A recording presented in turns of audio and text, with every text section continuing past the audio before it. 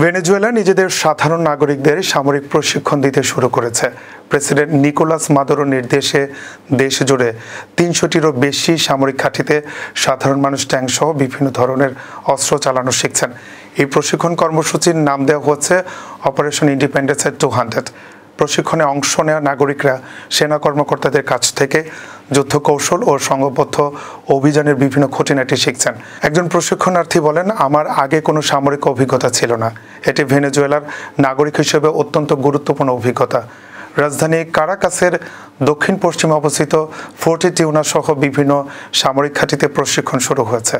প্রতিরক্ষা মন্ত্রী Vladimir Padrino Lopez বলেন, দেশের শান্তি রক্ষা ও নিরাপত্তা নিশ্চিত করার জন্য নিয়মিতভাবে বড় আকারের এই ধরনের সামরিক মহড়া চলবে।